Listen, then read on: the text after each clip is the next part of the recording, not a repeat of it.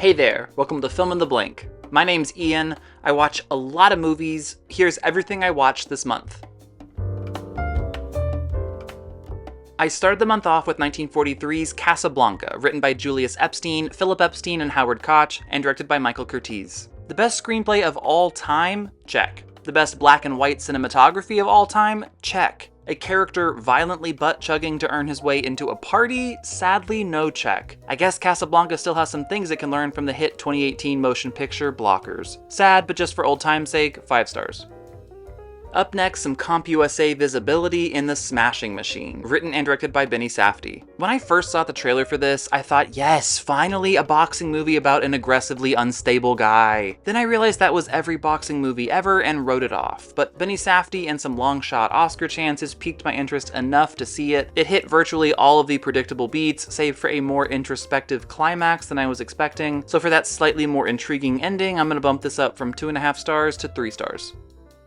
Then I dug into Exhuma, written and directed by Jang Jae-hyun. Exhuma jumps into the world of geomancers, following several professional shamans who were hired to deal with a vengeful ancestral spirit haunting a family. Even though that premise seemingly puts Exhuma squarely in the supernatural horror genre, the script dabbles in a couple other intriguing genres to make the ride of the story one I didn't see coming. That's always nice, especially for a thriller like this. Exhuma is much more subdued than other high-concept Korean horror films like The Wailing, but I think that slow-burning energy gives the film a more memorable tone and narrative arc. If you like spiritually charged horror films, pop on Exhuma, let your guard down, and enjoy. 3.5 stars.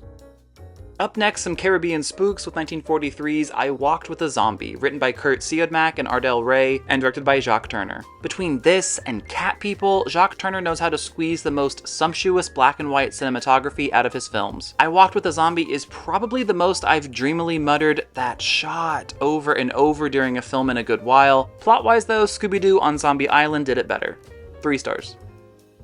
Then, good luck, Bald, it's Bugonia, written by Will Tracy and directed by Yorgos Lanthimos. Yorgos couldn't make a boring movie if his life depended on it, but I think the scope of his films can be a bit awkward at times. Films of his like Dogtooth, The Lobster, and now Bugonia all work quite well, but they feel like grander films puzzlingly shrinking themselves down into more unassuming molds. And shooting Bugonia in VistaVision only highlighted that disconnect for me. I went to a talkback screening with Emma Stone and Yorgos and got to hear him talk about this blending of a grander filmmaking style with this more contained, one-location psychological thriller. I still would have liked to see him really spice things up in the second act because the performances and story all really deliver. My squabbling aside, I still really liked Bugonia, especially that strong ending. 4 stars. Up next, 1990's Dreams, written and directed by Akira Kurosawa. Every year, people should get to vote for a director who legally has to make a film solely comprised of their dreams. It's such a fascinating concept that gives the audience the opportunity to explore a great creative mind from the inside out. 35 years ago, Kurosawa did just that, and it's one of his most striking films visually and narratively. The film showcases 7 or 8 dreams of Kurosawa's, all shot in different styles, some playful, some profound. Martin Scorsese pops up as Vincent van Gogh in a particularly stylized one. I had a great time getting to see both Kurosawa's grander explorations of art and existence, as well as his more grounded reflections on his own life. Dreams probably isn't a go-to for people diving into Kurosawa's filmography, but I think it's a great way to get to know him as an artist and a striking watch no matter how you slice it. 4 stars. Then some yacht schlock with The Woman in Cabin 10, written by Simon Stone, Joe Shrapnel, and Anna Waterhouse, and directed by Simon Stone. The original Ruth Ware book came highly recommended, so I was hopeful this could be at least a serviceable thriller. Pretty quickly though, it was evident this film was running on fumes from the start. During the climax, those fumes really started to sputter, with each twist and reveal feeling clunky and devoid of any realistic emotion or stakes. Cool. 2 stars.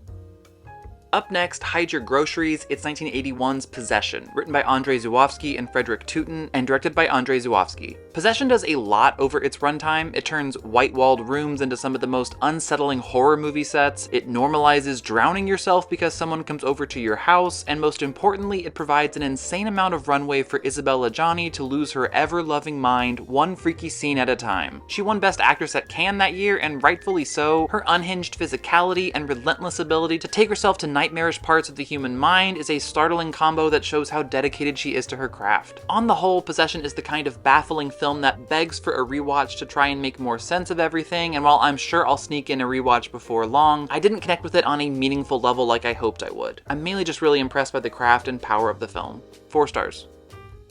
Then over to one of the all-time comedy greats, 1940's His Girl Friday, written by Charles Lederer and directed by Howard Hawks. It's difficult to express just how funny His Girl Friday is, but I'll try by noting that a woman is bullied into jumping from a 5th floor window mid-movie, and that doesn't affect the mood or pace in the slightest. It's simply chugging along with too much runaway charm and violent cleverness to be stopped by someone jumping to their death. Cary Grant and Rosalind Russell fly through the story, yet they still find time to make the audience meaningfully care about these two endearingly chaotic sidewinders. There are several comedies from the 30s and 40s that hold a more special place in my heart, but none of them are as finely tuned and precise as His Girl Friday.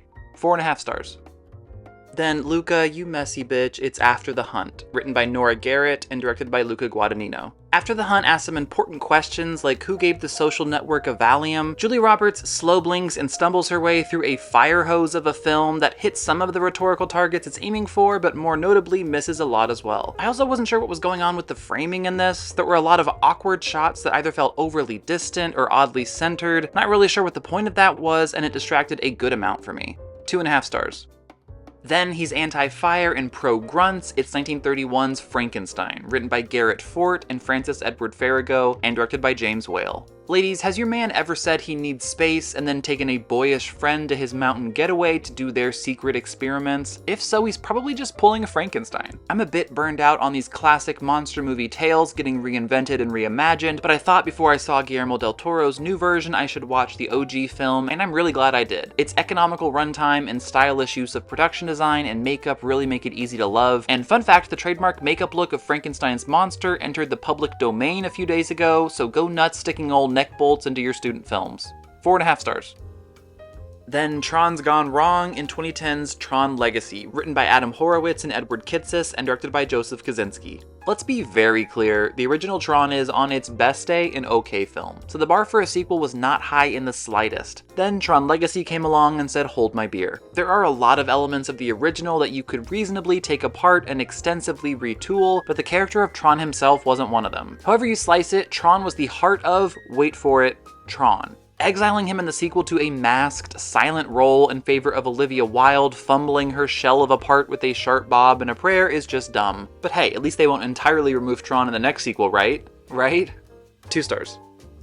Then, more Tron. It's Tron Ares, written by Jesse Wiguto and directed by Joachim Röning. The color red can't sustain an entire film on its own. Tron Ares strands some very good actors and Jared Leto in exposition-laden slop in a franchise that feels more hollow with each installment. On a brighter note, it was very smart to use the last scene to hard launch Jared Leto as the new Dos Equis guy. Stay douchey, my friend. 2 stars. Then I went down under to 2008's Lake Mungo, written and directed by Joel Anderson. I love when Aussie horror leans on the inherent spirituality of rural Australia to find deeper ways to scare and unsettle the audience. Even non-horror films like Picnic at Hanging Rock benefit from this otherworldly energy present out in the Australian bush. I don't want to color Lake Mungo too much for anyone who hasn't seen it, but very basically the film starts with a young girl's disappearance and it blossoms into an unsettling tale that's part found footage, part family drama. The way the film uses its titular location to amp up the unnerving tone really made that second half pop after a quieter, albeit more clever first half. If you're intrigued, this is one where it's best to go in as blind as possible. 3.5 stars. Up next, the biggest surprise of the month, 2022's No Bears, written and directed by Jafar Panahi. I love when a film can come along and casually redefine what a film can be, what a film can do. Director Jafar Panahi's meta-narrative stars a director named Jafar Panahi and has him navigating overly restrictive bureaucratic red tape rooted in censorship, fear, and control, which mirrors the real-life director's past silencing and imprisonment at the hands of the Iranian government. With the close blending of fictional and non-fictional elements, the film morphs throughout its runtime, feeling at times like a conversation between art and artist, and at other times like a processing of trauma oppressed people regularly internalize. I thought it was too restrained for its own good in the second half, but it's still gonna be a wow from me, dog. 4.5 stars. Then, for some reason, they dropped the for Black Phone 2, written by Scott Derrickson and C. Robert Cargill, and directed by Scott Derrickson. This has some fleeting moments of inventive movie-making magic, but just to say it, this is not a good movie. But it does have one of my most intriguing characters of 2025, an aggressively two-dimensional cowgirl character named Mustang. She's written so thinly that her brain only knows how to process the world around her through the concept of horses, including my favorite moment where Mustang is trying to calm someone down and she literally goes, "Whoa girl, easy there." In a frenzied supernatural horror movie, the scariest character will always and forever be Mustang. 2 stars. Next, some starchy prejudice in 1964's One Potato, Two Potato, written by Raphael Hayes and Orville H. Hampton, and directed by Larry Pierce. I've seen several social issues movies from the 60s like The Children's Hour that must have felt genuinely radical for their time, but they feel seriously defanged looking back now. One Potato, Two Potato centers on a child custody battle that gets particularly contentious due to one of the parents' new interracial relationships. Even if the story didn't hit as hard, the emotion definitely did. There's a really beautiful sequence where the main couple delicately expresses their attraction to one another, anchored by some solid performances from Bernie Hamilton and Oscar-nominated Barbara Barry. 3.5 stars. Then I pledge allegiance to First Lady Renee Elise Goldsberry in A House of Dynamite, written by Noah Oppenheim and directed by Catherine Bigelow. I know 3 things for certain about A House of Dynamite. 1, it's very competently made with some solid editing. 2, every single actor clearly psyched themselves up in the mirror before every take by slapping their face while muttering, "I am gonna stare at this screen so hard." And 3, this so clearly should have been a tightly paced 6-episode HBO miniseries. It tries to do way too much with its runtime, jamming 3 movies worth of characters into a story that can't really prioritize fleshing any of them out. Its structure of winding the clock back in the story repeatedly undercuts most of the naturally building tension. Having recently watched Sidney Lumet's 1964 gem Failsafe, which follows a similar nuclear-centered world catastrophe, there are just much stronger ways to tell a story like this. 2.5 stars. Then I unfortunately saw Plenty of Evil in 1971's See No Evil, written by Brian Clemens and directed by Richard Fleischer. See No Evil is a great reminder to check your bathtubs for corpses before you get in. I guess Mia Farrow gets a pass in this because her character was blinded in a horse riding accident, but still, good rule of thumb to at least swat your hand through the tub before a soak. This reheats a lot of Wait Until Dark's nachos without much anything new added. The story is much flimsier and frail Mia Farrow can only shiver gasp so many times before the whole cat and mouse thing gets pretty boring. 2 stars. Then some Aronofsky with Caught Stealing, written by Charlie Huston and directed by Darren Aronofsky. If Austin Butler isn't careful, he's gonna make me fall in love with him more and more with each film of his I see. This is a really smart role for him to take, one that shows a funnier and less manicured side to him as a performer while still giving him ample opportunity to show off his acting chops. I thought Aronofsky did a nice job overall, even if this kind of film doesn't feel truly at home in his filmography. 3.5 stars. Up next, the most chaotic game of sardines I've ever seen, it's 2007's Wreck, written by Jaume Balaguerro, Paco Plaza, and Luiso Verdejo, and directed by Jaume Balaguerro and Paco Plaza. Anytime I see a camera, I too panic yell, film everything, and then run away like an absolute arm-flailing maniac, so Wreck really hit home for me. Way back in the day, I saw the virtually shot-for-shot American remake, triggeringly called Quarantine, but I never found my way back to the Spanish original until now. It wasn't as terrifying as I was hoping, but still some solid spooks and bits of clever found footage filmmaking. 3.5 stars. Then I crossed a biggie off my watch list with 1977's Suspiria, written by Dario Argento and Daria Nicolodi, and directed by Dario Argento. Man, this is one I wish I didn't put off watching for so much of my life because my sky-high expectations really doomed the actual film for me. Knowing how bold and visceral Dario Argento can be, I was hoping for much more unbridled chaos and visual energy than what I got. But now that I know what Suspiria actually is outside of my expectations, I've got my fingers crossed that a rewatch can really raise that score down the line. 3 stars.